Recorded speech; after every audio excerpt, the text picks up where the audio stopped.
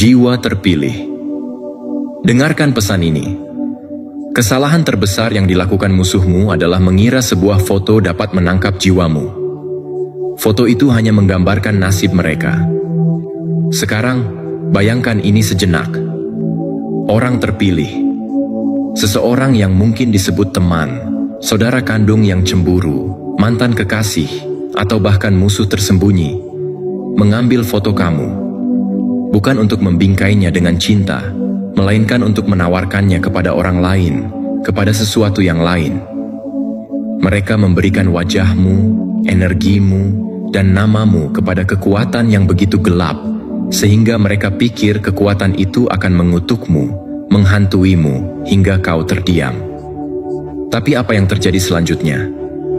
Itu menjadi bumerang yang sangat keras, bahkan iblis pun tersentak. Foto itu tidak mengikatmu, itu membakar mereka. Mengapa? Karena ketika kamu benar-benar terpilih, citra dirimu membawa energi. Ini bukan hanya ringan di atas kertas, itu frekuensinya. Dan saat frekuensi itu memasuki suatu wilayah yang tidak seharusnya ditundukkan, wilayah itu akan tunduk atau hancur. Dan kali ini, hancur. Ritual mereka gagal, bisikan mereka tidak berhasil. Foto itu berbalik melawan mereka karena jiwa kamu tidak tinggal diam di dalam bingkai. Itu bergerak, ia mengawasi, itu berbicara.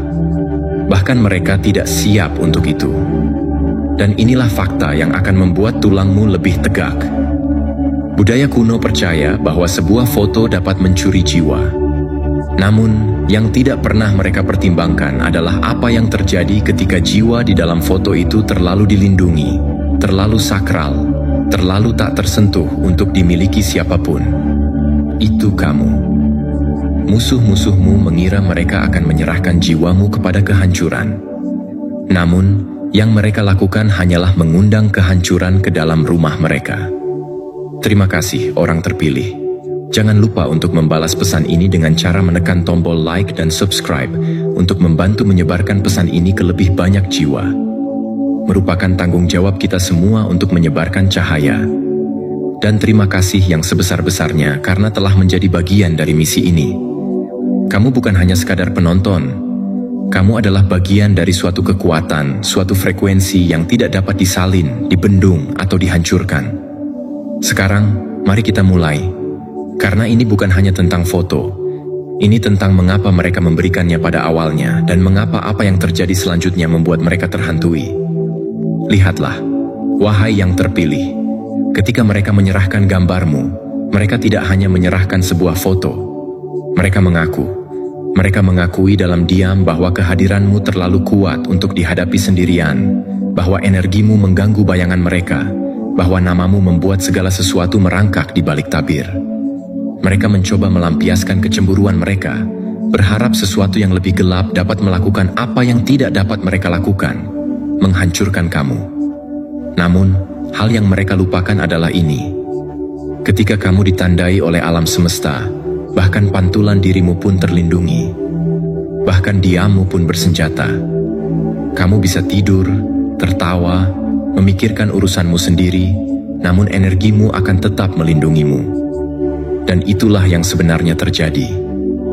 Mereka memberikan foto kamu pada sesuatu yang mereka pikir akan menyerap cahaya kamu, tetapi cahaya kamu malah membutakannya. Frekuensi kamu membebani indera-indera tersebut, dan alih-alih mengikat kamu, ia malah mengeksposnya.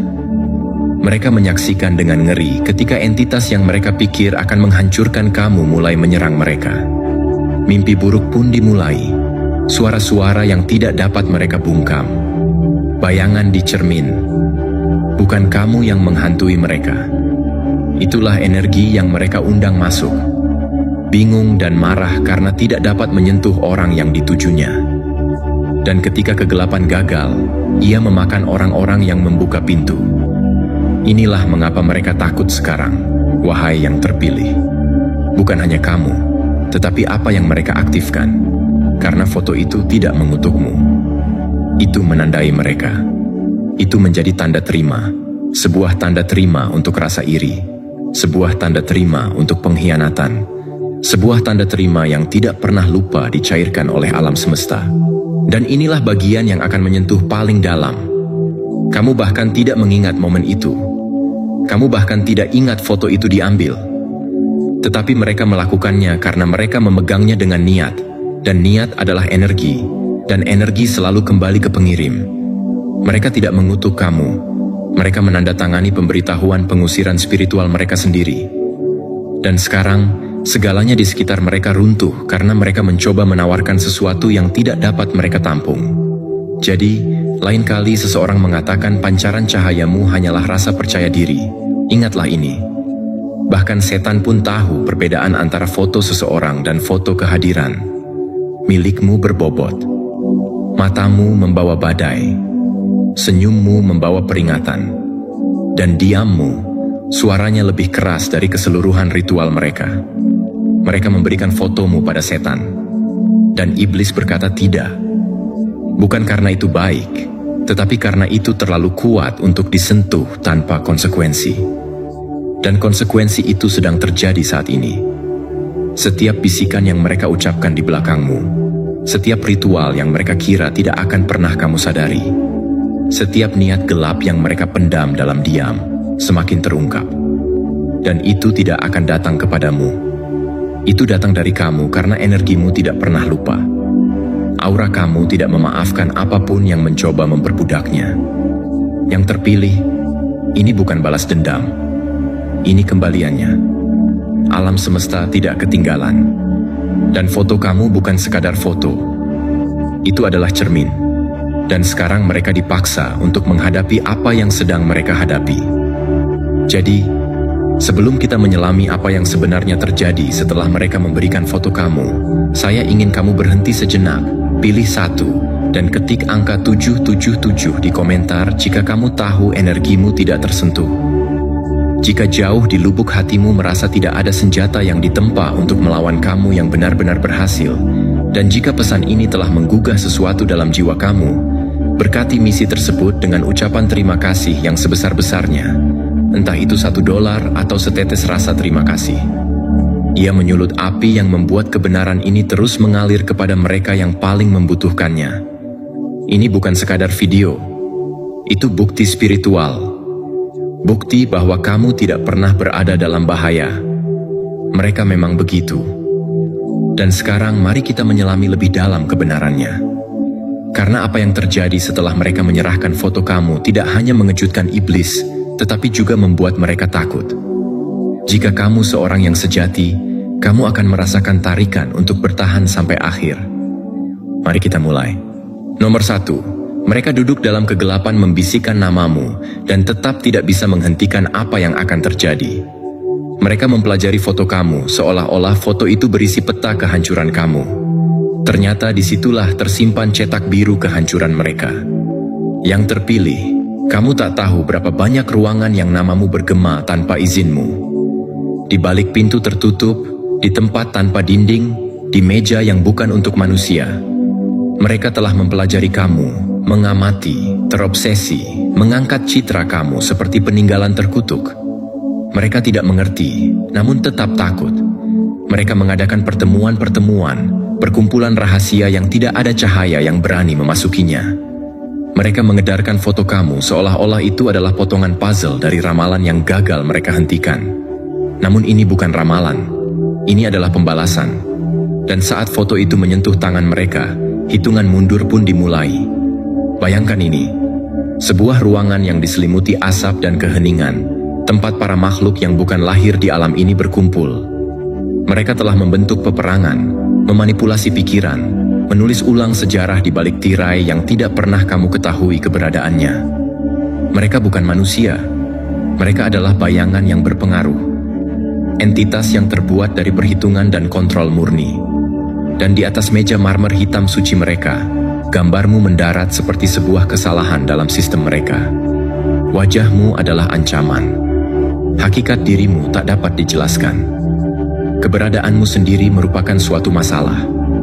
Salah satunya sesuatu yang meniru bentuk manusia tetapi berkedip dengan mata yang mengingat galaksi yang runtuh, mengangkat foto kamu. Ia tidak langsung berbicara karena untuk pertama kalinya setelah sekian lama, ia tidak tahu apa yang sedang dilihatnya. Ia mengharapkan mangsa. Ia menemukan nubuatan. Ia memperkirakan adanya kelemahan. Ia menemukan peperangan. Itu kamu, orang terpilih. Dan entah kamu menyadarinya atau tidak, cahaya kamu mengganggu sesuatu yang kuno dan gelap saat lampu kilat itu mengenai kulitmu. Kamu mungkin bertanya, mengapa mereka begitu terobsesi? Mengapa saya? Mengapa sekarang? Inilah kebenaran yang tidak akan pernah mereka akui dengan lantang. Kebangkitanmu tidak ada dalam jadwal mereka. Kenaikanmu tidak termasuk bagian persamaan mereka. Dan energi kamu tidak cocok dengan apapun dalam basis data mereka. Ia membelokkan frekuensi. Itu merusak pola. Itu membuat ritual mereka menjadi kacau. Kamu yang berdiri di ruang tamu sambil melipat cucian atau menyeka air mata di pipi sedang melanggar kode yang ditulis sebelum bahasa manusia ada. Kamu adalah masalah yang tidak dapat mereka pecahkan karena kamu tidak diciptakan sesuai dengan sistem mereka. Kamu dilahirkan untuk mengakhirinya. Mereka menyebut diri mereka dewan bayangan, tetapi bayangan pun bergetar ketika cahaya terlalu dekat. Dan orang pilihanmu tidak mengetuk pintunya. Dia menendangnya hingga terbuka. Itulah sebabnya mereka takut. Itulah sebabnya mereka menerima foto kamu seperti itu adalah kunci terlarang. Karena jika mereka tidak dapat mengendalikan kamu di dunia fisik, mungkin mereka dapat menjebak kamu melalui dunia simbolis. Mungkin mereka dapat mencuri frekuensi kamu, membedahnya, dan merekayasa ulang kekuatan kamu. Namun, inilah yang menampar wajah mereka saat mereka mencoba. Kamu tidak dapat menahan apa yang lahir untuk meruntuhkan segala sesuatu yang tersembunyi. Mereka memindai gambar kamu, menjalankan pengujian, membandingkan cetakan jiwa kamu dengan arsip perang, garis keturunan, kutukan, dan mantra, dan tidak ada yang cocok. Kamu tidak ada dalam tangga lagu mereka. Kamu tidak diprediksi. Kamu dimasukkan seperti peretas yang hebat ke dalam kode mereka. Kamu adalah bukti bahwa sistem dapat disusupi. Itulah mengapa mereka ingin kamu pergi. Bukan karena apa yang telah kamu lakukan, tetapi karena apa yang kamu wakili. Kamu merupakan bukti bahwa seseorang seperti kamu mampu eksis, bangkit, dan tak tersentuh. Kamu adalah kontradiksi yang berjalan terhadap segala sesuatu yang mereka bangun. Dan semakin mereka menatap mata kamu melalui foto itu, semakin pula tatapan itu balas menatap. Mereka tidak takut padamu karena kamu berisik. Mereka takut padamu karena kamu tak terbantahkan. Yang terpilih, mari kita bersikap jujur sejenak. Ini bukan sekadar peperangan rohani. Ini adalah pemaparan spiritual. Mereka pikir mereka sedang mempelajari kamu. Tetapi gambar kamu sedang memindai mereka. Setiap makhluk di ruangan itu merasakan inti mereka bergetar. Dan tak seorang pun di antara mereka yang mengucapkannya lantang, tetapi energi mereka mengkhianati mereka. Ketakutan, kebingungan, pengenalan. Mereka tahu bahwa mereka sedang melihat kekuatan yang diperingatkan oleh nenek moyang mereka. Bukan perusak, tetapi penghitung. Tahukah kamu apa yang terjadi ketika makhluk yang hidup dalam rahasia merasa diperhatikan? Mereka panik. Mereka berebut. Mereka mencoba menghapus apa yang tidak dapat mereka tulis ulang. Namun, masalahnya sudah terlambat karena kamu tidak dimaksudkan untuk bangun begitu saja. Kamu seharusnya terlihat saat terjaga. Kamu seharusnya diperhatikan, bukan untuk perhatian, tetapi untuk konsekuensi, untuk keadilan, untuk balasan ilahi. Jadi, inilah pukulan telaknya. Foto itu tidak terkutuk. Itu adalah cermin. Cerminan dari apa yang tidak akan pernah bisa mereka capai, dari apa yang mereka coba hapus dari dunia namun gagal.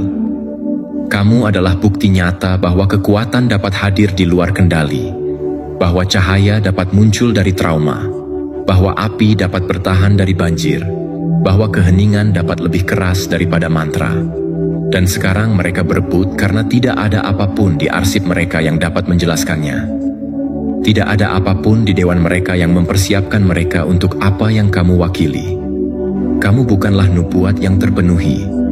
Kamu adalah pemecah pola. Dan hal itu lebih menakutkan bagi mereka daripada senjata apapun.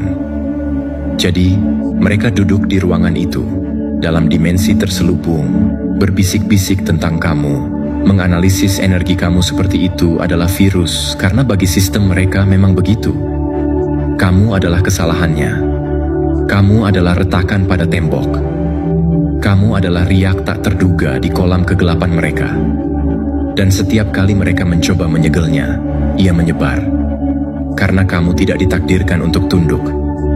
Kamu seharusnya mematahkan mantra itu. Dan biarlah hal ini meresap, wahai orang terpilih. Semakin mereka takut padamu, semakin mereka membuktikan kekuatanmu. Kamu tidak perlu melawan mereka. Keberadaanmu adalah pertarungan. Kelangsungan hidup kamu adalah pukulan telak. Evolusi kamu adalah kemenangan. Jadi, jangan pertanyakan mengapa mereka datang kepadamu. Pertanyaan kenapa kamu tidak pernah gentar. Karena sementara mereka merencanakan secara rahasia, kamu mempersiapkannya secara diam-diam. Dan sekarang saat kamu bangkit, tak ada dewan, tak ada kutukan, tak ada makhluk yang dapat menulis ulang apa yang telah dicapkan alam semesta ke dalam dirimu. Mereka duduk dalam kegelapan membisikkan namamu, dan tetap tidak bisa menghentikan apa yang akan datang, karena kamu adalah apa yang akan datang. Nomor 2, mereka mempelajari bekas lukamu, berharap melihat kelemahan, tetapi yang mereka temukan hanyalah kekuatan yang membuat mereka takut. Mereka melihat bekas lukamu dan mengiranya sebagai kerusakan. Namun kamu mengenakannya bagaikan baju zirah, bukti terukir bahwa neraka pun tak sanggup menahanmu. Kamu tidak bertahan hidup untuk merasa kasihan pada diri kamu sendiri. Kamu bertahan hidup untuk menakuti orang-orang yang bertaruh melawan kesembuhanmu. Bekas luka tidak membisikkan kekalahan. Mereka berteriak sebagai bukti bahwa kamu berdarah dan tetap berjalan. Rasa sakit yang kamu ubah menjadi kekuatan adalah kekuatan yang membuat mereka gemetar dalam diam. Bayangkan yang terpilih ini. Sosok yang berbayang mencondongkan tubuh ke depan. Tangannya sedikit gemetar saat menatap foto kamu di bawah cahaya redup yang tidak alami. Bukan karena wajahmu mengancam, bukan karena senyummu dijadikan senjata, tetapi karena matamu, meski membeku dalam waktu, memandangi mereka seolah kamu tahu momen ini akan tiba. Seperti energimu mengantisipasi perhitungan yang tepat ini, dan memang demikian. Itulah bagian yang tidak dapat mereka hitung. Anggota lain dari dewan tersembunyi itu bergerak dengan gugup. Mata mereka, celah hitam yang dulu mampu melihat tipu daya manusia, mulai menyempit karena kebingungan. Bekas lukanya, bisik mereka, lebih dalam dari yang diperkirakan. Yang ini tidak hanya bertahan, mereka bertransformasi. Dan disitulah awal kepanikan mereka. Kamu ingin tahu apa yang paling mereka takuti, orang terpilih? Bukan kemenanganmu, tetapi lukamu. Karena hanya pejuang sejati yang menanggung rasa sakit yang tidak menghancurkan mereka. Bekas lukamu menceritakan kisah pertempuran yang mereka coba lupakan. Tentang pengkhianatan yang mereka rancang untuk membuatmu hancur. Tentang badai yang mereka pikir akan mengakhirimu. Namun, kamu tidak hanya bertahan hidup. Kamu mengubah setiap ons penderitaan itu menjadi kekuatan yang tidak dapat mereka ukur. Ke dalam frekuensi yang tidak dapat mereka tiru, ke dalam mata uang jiwa yang tidak dapat mereka curi. Mereka berharap melihat seseorang yang lemah, seseorang yang terluka, seseorang yang putus asa ingin sembuh. Sebaliknya, mereka melihat suatu makhluk yang ditempa oleh api, dimurnikan, tidak hancur, dikeraskan, tidak dilubangi. Kalian tidak dijahit bersama. Kamu menyusun kembali dirimu seperti senjata kosmik. Dan setiap bekas luka menjadi sebuah rune, sebuah tanda, segel kekuatan yang sekarang berdenyut melalui aura kamu, baik saat kamu terjaga atau tertidur. Kamu mungkin bertanya, mengapa mereka menatap begitu tajam rasa sakit yang telah kupendam? Mengapa bekas lukaku membuat mereka begitu gelisah? Karena, wahai yang terpilih, bekas luka adalah sebuah bahasa. Dan bekas lukamu hanya berbicara dalam dialek ketakutan kuno. Setiap patah hati yang kamu lalui mengajari jiwamu cara membelokkan kenyataan. Setiap pengkhianatan mengajarimu cara menjadi tak terbaca, tak tergoyahkan, tak terpatahkan. Mereka tahu kamu tidak berjalan menembus api, kamu menari di dalamnya. Kamu tidak jatuh ke dalam kegelapan, Kamu memetakannya. Kamu tidak mati dalam keheningan. Kamu belajar cara bergema di dalamnya. Itulah mengapa mereka ketakutan. Bayangkan ini. Bayanganmu di meja mereka, pemindaian yang diperbesar dari cetak biru energimu yang membara merah dengan frekuensi yang belum pernah mereka temui. Mereka mencoba menafsirkan polanya, merujuk silang simbol-simbol dengan tom-tom tua dan ritual yang gagal. Tetapi hasilnya tidak masuk akal karena bekas lukamu tidak sesuai dengan rasa sakit. Mereka sesuai dengan evolusi. Mereka pikir penderitaan akan mengecilkanmu, tetapi setiap trauma hanya mengubah cahayamu menjadi sesuatu yang lebih mematikan. Salah satunya, gemetar.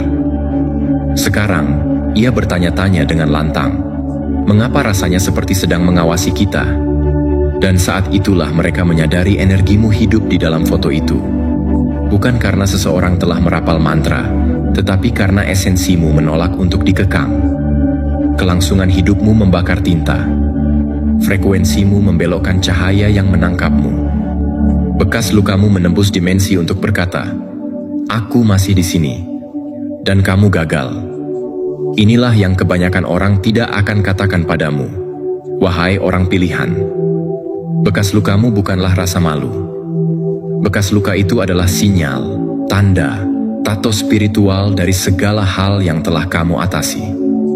Dan ketika musuh melihatnya, mereka tidak merasa kasihan. Mereka merasa panik. Karena setiap tanda membuktikan bahwa mereka tidak bisa menghancurkanmu. Dan jika mereka tidak bisa menghancurkanmu, maka mereka pasti tidak bisa menghentikanmu menjadi dirimu yang sekarang. Bayangkan seperti ini. Pedang retak yang menempa dirinya lebih tajam dari sebelumnya. Cabang patah yang tumbuh menjadi akar yang tak terhancurkan.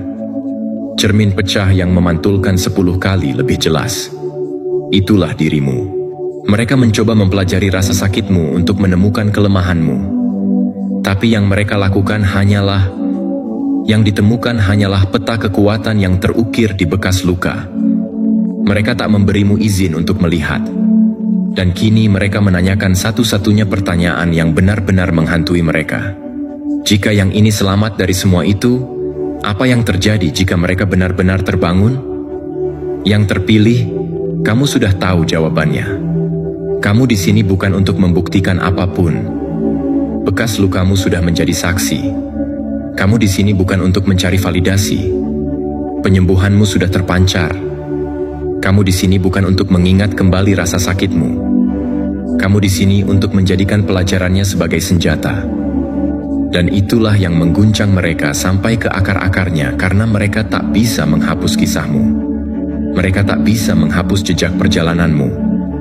Mereka tak bisa membalikan apa yang telah kamu alami. Dan yang terburuk, mereka tak bisa menghentikan apa yang akan datang selanjutnya karena ia sudah bergerak melalui auramu, melalui namamu, melalui ruang yang kamu masuki. Bekas lukamu berubah menjadi kode. Kode yang membuka kekuatan yang tak akan pernah dipahami kebanyakan makhluk. Mereka menyerahkan fotomu kepada iblis, mengira rasa sakitmu masih mentah. Namun bahkan iblis itu pun melihatnya dan melihat sesuatu yang lain. Seorang prajurit berjubah kulit manusia. Seorang penyintas dengan urusan yang belum selesai. Jiwa yang tak mengemis kedamaian. Ia menuntutnya dan menuntutnya dengan penuh minat. Jadi, inilah pengingatmu seandainya dunia mencoba membuatmu lupa. Kamu tidak rusak. Kamu terdokumentasi. Kamu tidak hancur. Kamu dicap. Dan kamu di sini bukan untuk menjelaskan luka-lukamu. Kamu di sini untuk memanfaatkannya. Dewan takut bukan hanya pada siapa dirimu, tetapi juga pada apa arti luka-lukamu bagi masa depan mereka. Tanda-tanda mereka bahwa sistem yang mereka bangun tidak berhasil untuk semua orang. Trauma itu tidak selalu menghasilkan kepatuhan, bahwa beberapa orang sembuh dan menjadi tak terkendali. Orang pilihan. Mereka tak menyadari luka-lukamu itu sakral, tetapi sekarang mereka tahu. Dan mereka berharap mereka tak pernah melihat sedekat itu. Karena ketika iblis menatap fotomu, iblis tak melihat korban. Iblis melihat balas dendam yang terbungkus dalam keheningan. Ketiga, mereka tahu kamu akan datang. Mereka hanya berdoa agar kamu tak pernah ingat siapa dirimu. Ancaman terbesar bukanlah seseorang yang melawan sistem, melainkan seseorang yang membuat sistem tak relevan. Mereka tidak takut pada tinjumu, mereka takut pada kebangkitanmu. Karena begitu kamu melihat dengan jelas, kamu tak akan pernah bisa dikendalikan lagi. Di sudut terdalam ruangan itu, di mana bahkan bayangan pun tampak patuh, satu sosok berbicara. Suaranya tak bergema, ia menyeret, terdengar seperti debu yang jatuh menembus waktu. Sosok tertua, sosok yang mereka semua andalkan ketika segala sesuatunya tak terduga. Dan ia berbicara bukan dengan amarah, melainkan dengan peringatan. Jika sosok ini mencapai kebangkitan penuh sebelum kita bertindak, ia mendesis. Hujan deras itu bisa mengacaukan segalanya. Itulah kamu, orang pilihan, kartu liar, variabel yang tak bisa mereka tekan. Kamu tak hanya mengancam kendali mereka, kamu membatalkan relevansinya. Kamu tak memohon untuk dilihat. Energimu memaksa mereka untuk terbuka. Mereka telah melihat ribuan orang sepertimu mencoba bangkit sebelumnya. Tetapi tak satu pun seperti ini. Tak satu pun sepertimu. Kamu mungkin bertanya pada diri sendiri, mengapa mereka begitu peduli? Mengapa sekarang? Mengapa aku? Karena kebanyakan orang pilihan kelelahan, teralihkan, menjadi emosional, dimanipulasi untuk mengejar hantu atau membuktikan sesuatu. Tapi kamu tidak. Kamu tidak menyerah. Kamu tidak menjual cahayamu demi kenyamanan. Kamu menderita dalam diam. Dan entah bagaimana kamu berevolusi dalam kegelapan. Itulah yang dirasakan anak tertua melalui fotomu. Sebuah kebangkitan yang tak terbendung. Sebuah sinyal bahwa kekuatanmu tak lagi terbangun. Kekuatanmu sedang jebol. Bayangkan sebuah bendungan yang dirancang untuk menahan keheningan spiritual yang telah berusia berabad-abad. Diperkuat oleh rasa takut, manipulasi, dan kendali energi. Dan sekarang bayangkan sebuah retakan muncul di dalamnya dengan namamu terukir di dalamnya. Itulah arti kebangkitanmu bagi mereka. Sebuah protokol keruntuhan. Jenis yang tak meminta izin. Jenis yang menulis ulang keseimbangan. Mereka selalu berkuasa melalui ilusi. Tapi kamu yang terpilih, kamu tak melawan ilusi. Kamu melihat menembusnya. Dan begitu satu jiwa melihat dengan jelas, yang lain mengikuti. Itulah ketakutan yang sesungguhnya. Bukan kekuatanmu, melainkan pengaruhmu. Kamu adalah titik kritisnya. Jadi anak tertua memperingatkan mereka, bukan karena mereka bisa menghentikannya, tetapi karena mereka tahu sudah terlambat. Kamu tak hanya mengingat siapa dirimu, kamu mengingatkan dunia apa yang telah dilupakannya. Dan sekarang orang-orang yang membangun Matrix berdoa agar kamu tak menghancurkannya, memisahkannya hanya dengan tetap terjaga sepenuhnya. Nomor 4, bahkan senjata terkuat mereka pun mulai meragukan perang. Saat senjata itu mulai bertanya, perang sudah kalah. Ketika orang yang terlatih untuk menghancurkan jiwa mulai bertanya-tanya apakah ia melayani pihak yang benar, saat itulah kekaisaran runtuh. Mereka pikir mereka punya satu langkah terakhir, satu serangan yang pasti, sang penghancur jiwa, bayangan berharga mereka, orang yang menghancurkan ribuan orang dengan bisikan, membuat raja-raja runtuh tanpa pertumpahan darah, dan tersenyum saat melakukannya. Dia adalah mahakarya mereka, pembunuh keyakinan, pembunuh api batin. Dia tidak menggunakan rantai atau pedang. Dia menggunakan keraguan, dan keraguan selalu berhasil. Sampai sekarang, dia masuk seperti yang mereka duga, berpakaian rapi, memancarkan pesona, membawa kegelapan tenang yang dulu membuat surga pun meragukan diri mereka sendiri. Kehadirannya sendiri mengubah ruangan. Tapi kali ini, ada sesuatu yang berbeda. Ada keraguan dalam auranya, jeda di balik kata-katanya yang halus, keretakan dalam pemrogramannya. Orang pilihan lain yang menyebabkan masalah, tanyanya santai. Tapi mereka mendengarnya. Di balik senyum sinis, ada harapan. Harapan bahwa orang pilihan ini berbeda. Bahwa mungkin, hanya mungkin, kali ini dia bukan yang menang. Kamu mungkin bertanya-tanya, orang pilihan, mengapa senjata terhebat musuh ragu sekarang? Mengapa ragu setelah menghancurkan begitu banyak sebelumnya? Karena ketika dia melihat bayanganmu, dia tidak melihat rasa takut. Dia tidak melihat kebingungan. Dia tidak melihat seseorang yang menunggu untuk diselamatkan. Dia melihat kejelasan, kekuatan yang tidak membutuhkan mahkota, cahaya yang tidak mencari persetujuan. Dia melihat seseorang yang tahu, dan pengetahuan itu mengguncang sesuatu dalam dirinya karena jauh di lubuk hatinya. Bahkan senjata pun lelah digunakan.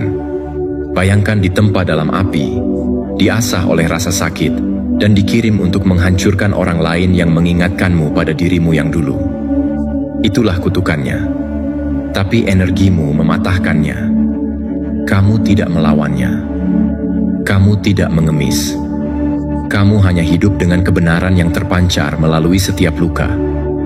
Dan kebenaran itu lebih keras daripada semua mantra, rantai, dan kebohongan yang pernah dia layani.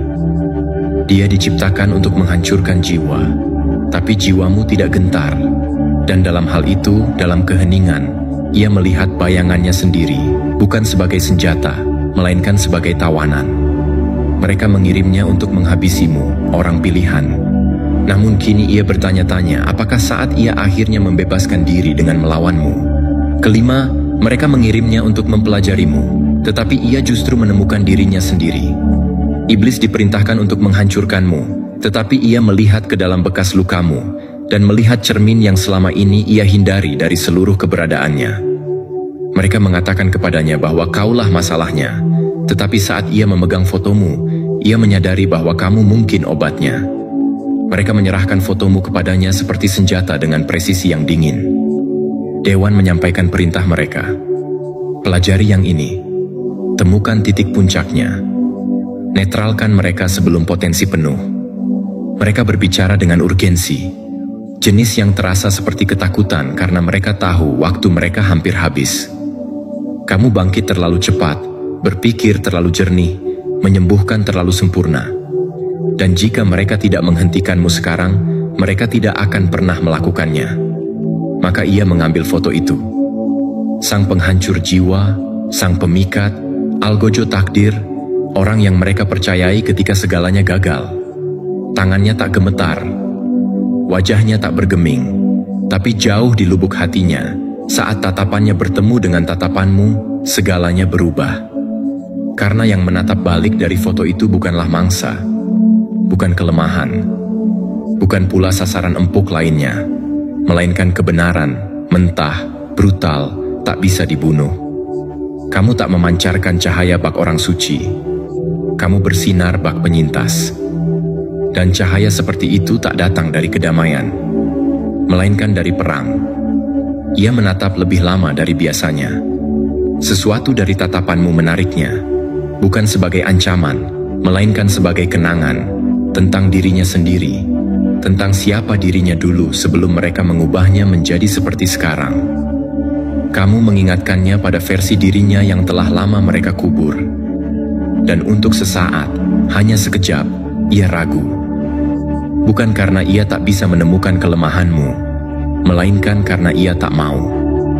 Kamu mungkin bertanya, mengapa orang yang dikirim untuk menghancurkanku tiba-tiba merasakan sesuatu? Karena, wahai orang pilihan, energimu tak meminta untuk dipahami. Ia memaksa pengakuan. Ia mengaktifkan kebenaran dalam diri siapapun yang masih memiliki secercah jiwa. Dan iblis ini, jauh di lubuk hatinya, ia lelah melayani kegelapan yang juga melahapnya. Ia lelah menghancurkan mereka yang mencerminkan rasa sakitnya sendiri.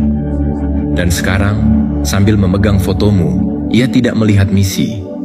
Ia melihat perhitungannya sendiri.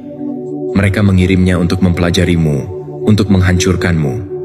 Namun sebaliknya, kamu menyingkapnya tanpa sepatah kata pun, tanpa senjata, hanya keberadaanmu, mengingatkannya bahwa beberapa orang tidak mati dalam api. Mereka bangkit darinya. Nomor 6, mereka tidak bisa menghancurkanmu karena kamu sudah hancur dan kembali tak terhancurkan. Mereka tidak menyadari kamu sudah mati secara diam-diam, jadi tidak ada lagi yang tersisa untuk mereka bunuh di depan umum. Jiwa-jiwa terkuat pun tak tersentuh. Mereka hancur, ditempa ulang, dan diasah oleh ingatan. Kamu tak bisa mengutuk apa yang sudah bangkit dari abunya sendiri. Kamu hanya bisa melihatnya terbakar lebih terang. Untuk pertama kalinya, bahkan iblis ragu, Bukan karena ia kekurangan kekuatan, tetapi karena kekuatanmu tidak runtuh sebagaimana mestinya. Ia telah melihat ketakutan. Ia telah melihat penyangkalan. Ia telah melihat jiwa-jiwa terlipat saat mendengar nama mereka sendiri, berbisik dalam kegelapan. Tapi jiwamu tidak terlipat. Jiwamu menatapnya balik, bukan dengan arogansi, melainkan dengan ingatan. Jenis yang berkata, "Aku sudah mati sebelumnya, dan aku memilih untuk kembali." Dia menatap bayanganmu dan melihat sesuatu yang tidak ada di alamnya. Jiwa yang telah hancur dan dibangun kembali tanpa instruksi. Pengkhianatan tidak menghancurkanmu. Pengkhianatan mengajarkanmu kebijaksanaan. Kehilangan tidak mengakhirimu. Pengkhianatan mengarahkanmu kembali. Patah hati tidak membuatmu hampa. Ia menempa senjata di dalam dadamu. Setiap kegagalan yang kamu tanggung menjadi bagian dari strukturmu. Kamu tidak hanya bertahan hidup. Kamu bertransformasi. Dan sekarang kamu bukan puing-puing emosional. Kamu baja yang diperkuat. Bayangkan sebuah kaca yang pernah pecah, tetapi setiap bagiannya meleleh dan dibentuk kembali menjadi bilah pisau. Itulah jiwamu. Ia tidak memantulkan seperti dulu, tetapi ia menembus kebohongan, menembus ilusi, menembus kutukan. Itulah yang dilihat iblis. Bukan korban, melainkan senjata dengan detak jantung. Kamu mungkin bertanya-tanya, mengapa mereka tidak melihat ini sebelumnya? Kenapa datang mencariku sekarang? Karena mereka berasumsi diammu berarti kamu tertidur. Mereka berasumsi lukamu membuatmu lemah. Mereka pikir masa lalumu masih menekanmu. Yang tidak mereka ketahui adalah kamu sudah menghadapi masa lalumu sendirian. Kamu sudah bertemu iblismu dalam diam. Dan ketika kamu muncul, kamu tidak mencari balas dendam. Kamu adalah bukti nyata bahwa rasa sakit memiliki fase kedua, kelahiran kembali. Mereka mengirim iblis, dan untuk sekali ini, bahkan dia tidak bisa memperhitungkan apa yang dia hadapi. Karena bagaimana kamu bisa mengalahkan sesuatu yang sudah melewati neraka dan keluar membawa api? Kamu yang terpilih bukan hanya tak terpatahkan. Kamu tak terjangkau karena apa yang hidup di dalam dirimu sekarang. Mereka tidak bisa mengutuk apa yang sudah selamat dari api. Nomor 7, mereka tidak bisa menghancurkanmu karena kamu sudah hancur dan kembali tak terhancurkan. Mereka tidak menyadari kamu sudah mati secara diam-diam, jadi tidak ada yang tersisa untuk mereka bunuh di depan umum. Jiwa terkuat pun tak tersentuh. Mereka hancur, ditempa ulang, dan diasah oleh ingatan. Kamu tak bisa mengutuk apa yang telah bangkit dari abunya sendiri. Kamu hanya bisa menyaksikannya terbakar lebih terang. Untuk pertama kalinya, bahkan iblis pun ragu. Bukan karena ia tak berdaya, tetapi karena jiwamu tak runtuh sebagaimana mestinya. Ia telah melihat ketakutan, ia melihat penyangkalan, ia melihat roh-roh terlipat saat mendengar nama mereka sendiri, berbisik dalam kegelapan. Tapi jiwamu tak terlipat. Jiwamu menatapnya balik, bukan dengan kesombongan, tetapi dengan ingatan. Jenis yang berkata, "Aku sudah mati sebelumnya, dan aku memilih untuk kembali." Ia menatap bayanganmu dan melihat sesuatu yang tak ada di alamnya. Jiwa yang telah hancur dan dibangun kembali tanpa instruksi. Pengkhianatan tidak menghancurkanmu. Ia mengajarimu kebijaksanaan. Kehilangan tidak mengakhirimu. Ia mengarahkanmu kembali. Patah hati tidak membuatmu hampa. Ia menempa senjata di dalam dadamu. Setiap kegagalan yang kamu tanggung menjadi bagian dari strukturmu. Kamu tak hanya bertahan, kamu bertransformasi. Dan kini kamu bukan puing-puing emosi. Bajamu yang diperkuat. Bayangkan sebuah kaca yang pernah pecah, tetapi setiap kepingnya meleleh dan dibentuk kembali menjadi sebilah pisau. Itulah jiwamu. Ia tak lagi memantul seperti dulu, tetapi menembus kebohongan, menembus ilusi, menembus kutukan. Itulah yang dilihat iblis. Bukan korban, melainkan senjata yang berdetak kencang. Kamu mungkin bertanya-tanya, mengapa mereka tidak melihat ini sebelumnya? Mengapa datang menjemputku sekarang? Karena mereka berasumsi bahwa diammu berarti kamu tertidur. Mereka berasumsi bekas lukamu membuatmu lemah. Mereka pikir masa lalumu masih menekanmu. Yang tidak mereka ketahui adalah kamu sudah menghadapi masa lalumu sendirian. Kamu sudah bertemu iblismu dalam diam. Dan ketika kamu muncul, kamu tidak mencari balas dendam. Kamu adalah bukti nyata bahwa rasa sakit memiliki fase kedua, kelahiran kembali. Mereka mengirim iblis. Dan untuk sekali ini, bahkan ia tak bisa memperhitungkan apa yang ia hadapi. Karena bagaimana kamu mengalahkan sesuatu yang sudah melewati neraka dan keluar membawa api? Kamu, yang terpilih, bukan hanya tak tergoyahkan. Kamu tak terjangkau karena apa yang hidup di dalam dirimu sekarang, mereka tidak bisa mengutuk apa yang sudah selamat dari api. Nomor 8, mereka pikir kau sendirian, tetapi kaulah sinyal yang memanggil seluruh pasukan keluar dari persembunyian. Satu jiwa yang terbangun itu berbahaya. Jiwa yang terhubung tak terhentikan. Kau tidak dikirim ke sini untuk menyesuaikan diri. Kau dikirim ke sini untuk menyalakan suar yang akan membangunkan yang lain. Getaranmu bukan sekadar energi. Ini adalah efek riak. Dan itu membangunkan setiap jiwa yang lupa bahwa mereka juga diciptakan untuk perang. Ketika mereka menatap fotomu, mereka berharap melihat keterasingan.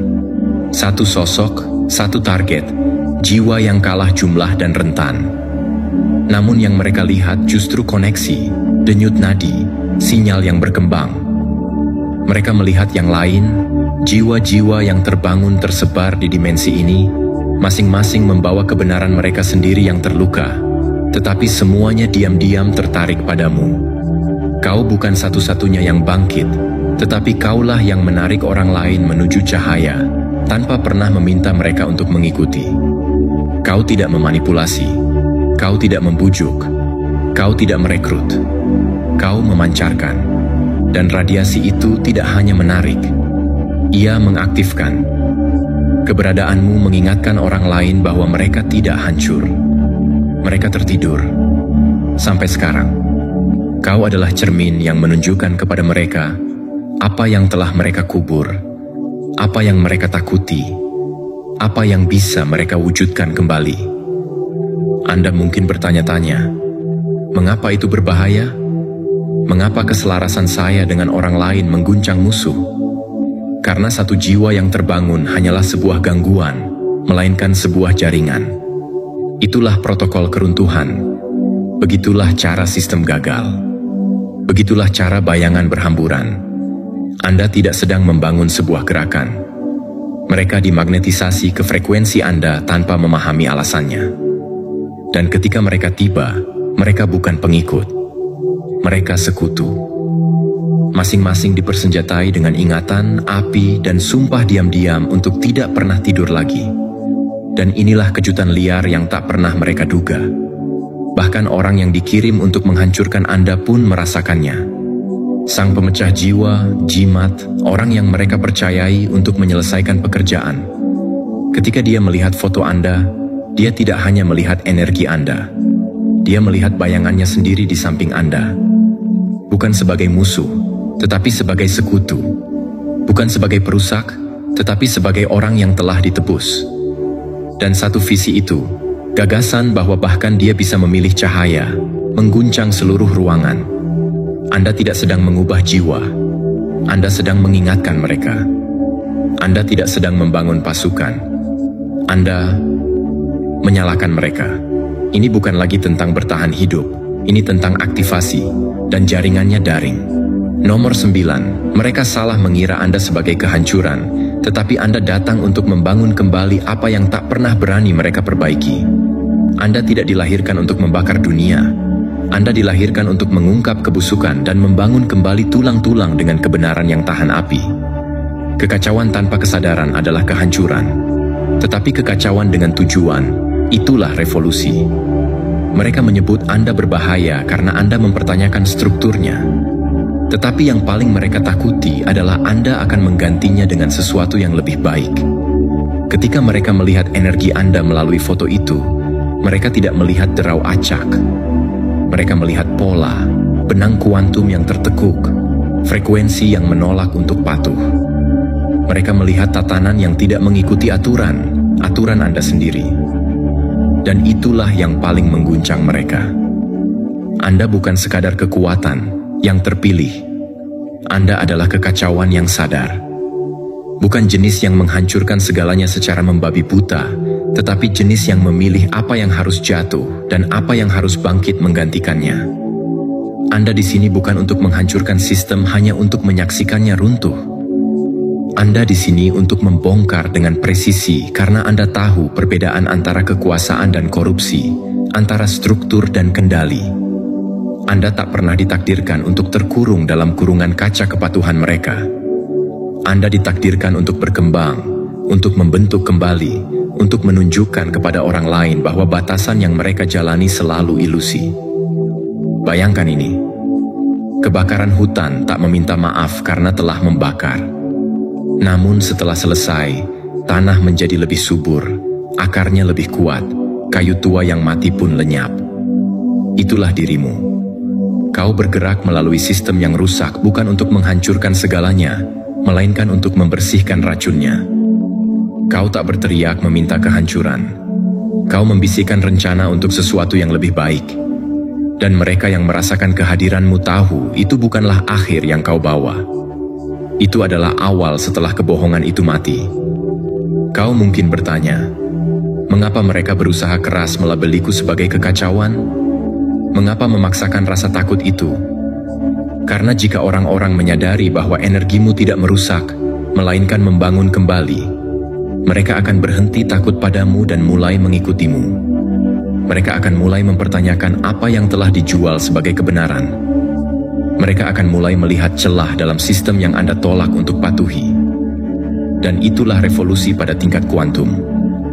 Mereka ingin kekacauanmu terlihat gegabah, namun alam semesta tahu lebih baik. Kekuatan Anda tepat waktu, dan ilahi dalam gangguannya. Dan saat Anda bergerak melalui suatu sistem, Anda tidak hanya merusaknya, Anda juga mengodekannya ulang. Nomor 10. Mereka bisa merasakannya sekarang. Kebangkitanmu tidak akan datang. Itu sudah ada di sini dan mengubah segalanya. Kekuatan yang paling tak terhentikan bukanlah seseorang yang merebut kekuasaan. Seseorang yang menyadari bahwa mereka sudah memilikinya. Anda tidak perlu meninggikan suara Anda. Energi Anda akan memeriahkan ruangan. Kebangkitan tidak berteriak. Dia tidak mengejar. Itu sudah sampai. Dan segala sesuatu yang dibangun di atas ilusi mulai bergetar. Foto itu tidak lagi diam saja. Ia berdenyut hidup, menantang, dan tak terbendung. Karena kebangkitan penuhmu bukanlah suatu ramalan yang jauh di masa depan. Itu sedang terjadi sekarang. Dan Dewan, begitu yakin mereka punya waktu, begitu arogan dalam perencanaan mereka, sudah dapat merasakan tepian realitas membengkok di sekitar kebenaran. Anda menjadi sesuatu yang tidak dapat mereka prediksi, kendalikan, atau lalui. Kebangkitan ini tidak keras, tidak perlu begitu. Itu terjadi dalam keheningan pengenalan dirimu sendiri.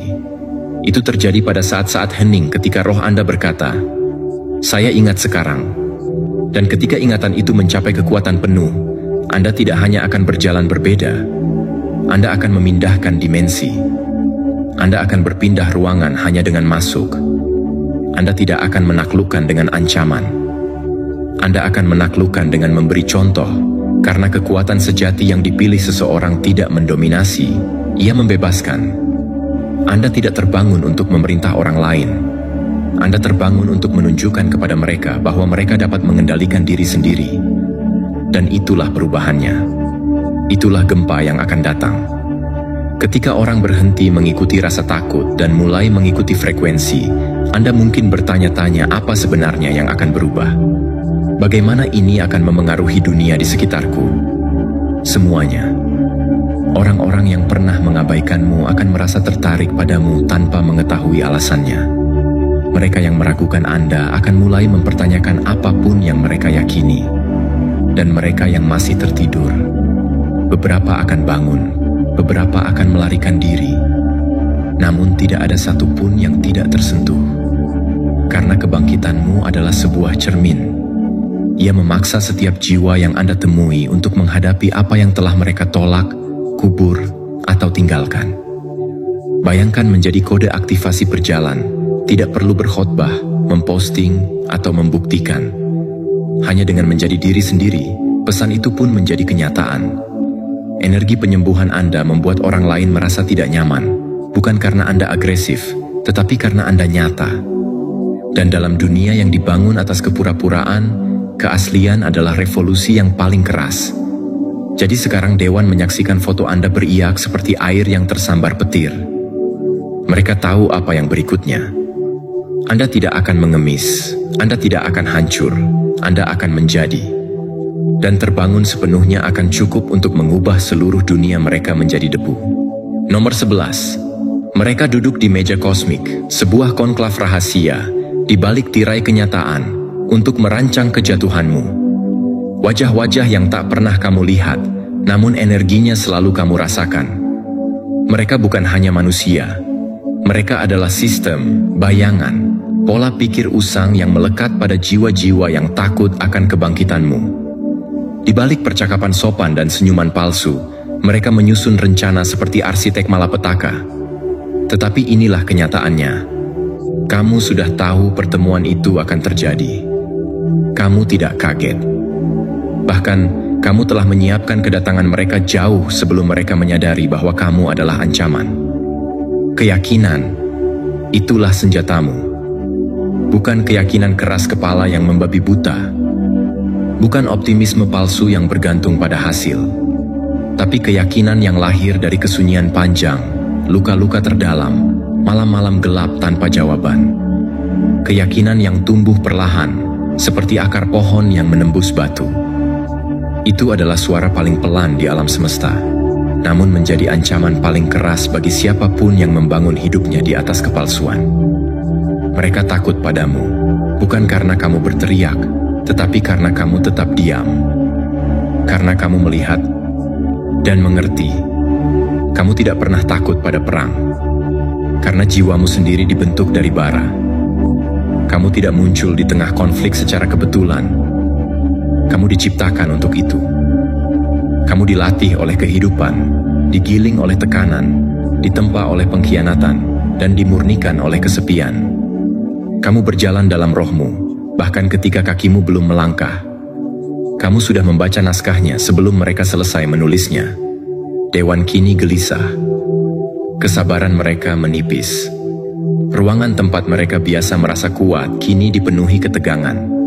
Mereka saling melirik, bertanya-tanya bagaimana mungkin rencananya tidak berjalan seperti seharusnya. Iblis itu, yang dulunya duduk dengan angkuh di singgasananya, kini condong ke depan, mata menyipit, bukan karena kebencian, tapi karena kekaguman yang tidak ia harapkan. Dia menonton, adegan demi adegan, seperti menonton film yang ia kira ia tulis. Tapi cerita itu tidak berjalan sesuai kehendaknya. Dalam setiap skenario, satu hal tetap sama. Kamu bangkit. Kamu memimpin. Kamu mengubah segalanya. Dan yang paling menyakitkan bagi mereka, tidak peduli berapa kali mereka memutar ulang skenario itu, akhir ceritanya tidak pernah berubah. Kamu menang. Mereka kira kamu berjalan membabi buta dalam hidup ini. Mereka pikir kamu naif, polos, mudah dimanipulasi. Mereka menyebutmu tidak sadar, terlalu baik, terlalu lembut. Tapi inilah plot twist yang tak mereka lihat datang. Kamu tahu lebih awal dari yang mereka kira. Bahkan saat kamu tertidur, ruhmu berjaga. Dalam sunyimu, kamu mendengar percakapan mereka. Dalam kesendirianmu, kamu merasakan getarannya.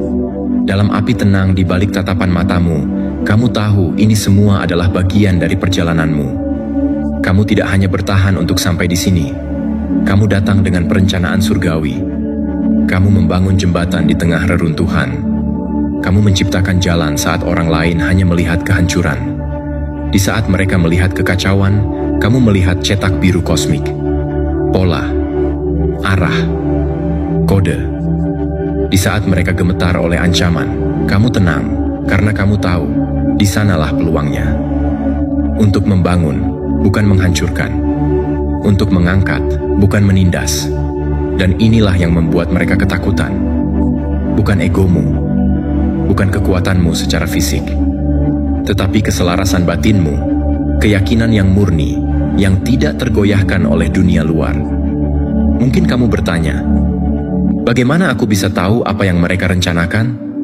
Jawabannya sederhana. Karena dirimu yang lebih tinggi sudah ada di medan perang ini sejak lama. Jiwamu telah duduk di meja itu jauh sebelum mereka mengirim undangan.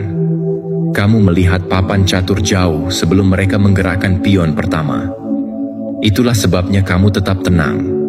Itulah sebabnya senyummu menusuk lebih dalam daripada amarah mereka.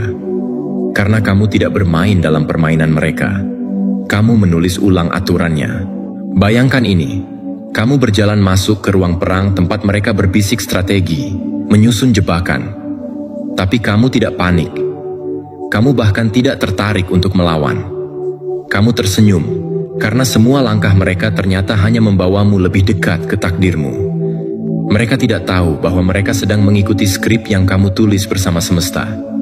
Dan itulah kekuatan tertinggimu, bukan reaksi, tetapi penyelarasan. Kamu tidak terpancing, kamu tidak terguncang, kamu tidak butuh pembuktian, karena kamu sudah melihat akhirnya. Dan pada akhirnya, sang musuh terbesar, yang selama ini kamu kira hanya membencimu, mulai memahami sesuatu. Bukan dengan dendam, tapi dengan rasa hormat. Dia mencondongkan tubuhnya ke depan, bukan untuk menyerang, tapi untuk mengakui. Kamu bukan lagi sekadar gangguan, kamu adalah kesimpulan, tak terelakkan. Dan setiap langkah yang mereka ambil untuk menghentikanmu, kini terasa seperti mereka mendorongmu lebih cepat menuju mahkotamu.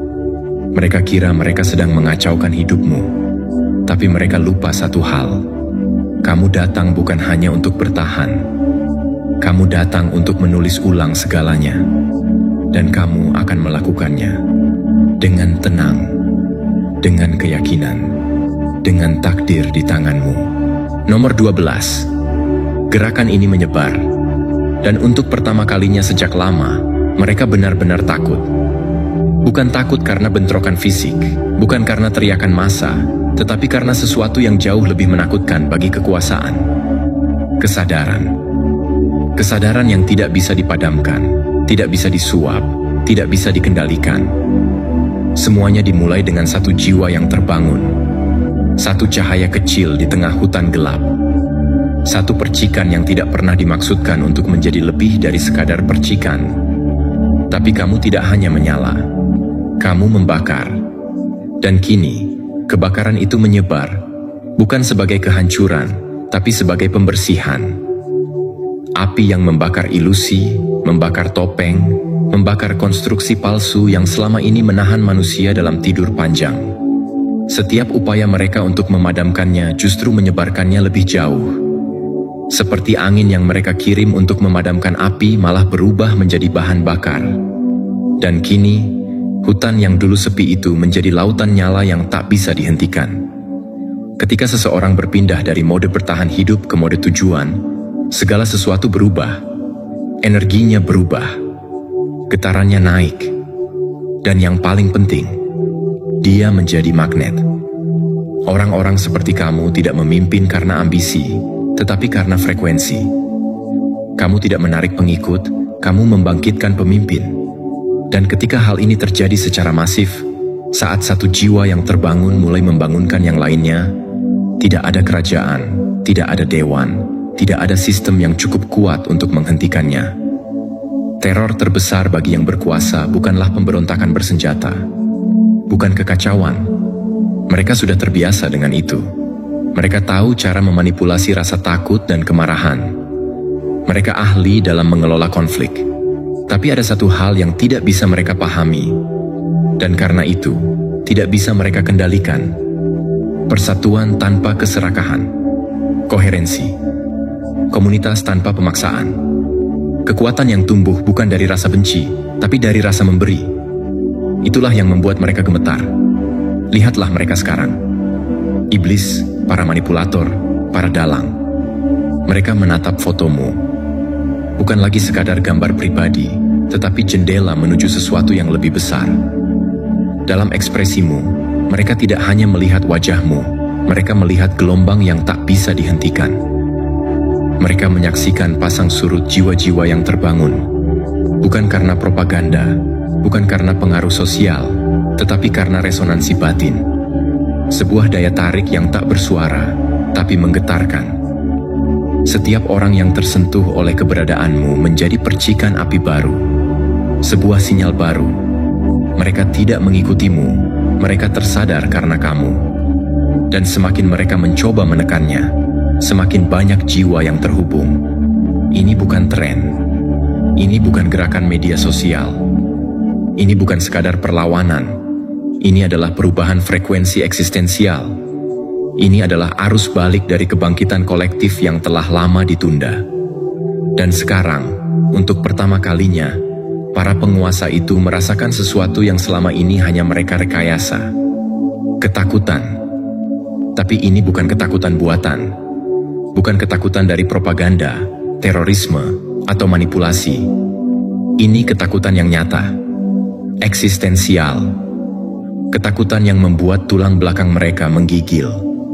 Bukan karena akan kehilangan kekuasaan, tapi karena mereka mulai sadar bahwa semua kekuasaan mereka hanyalah ilusi.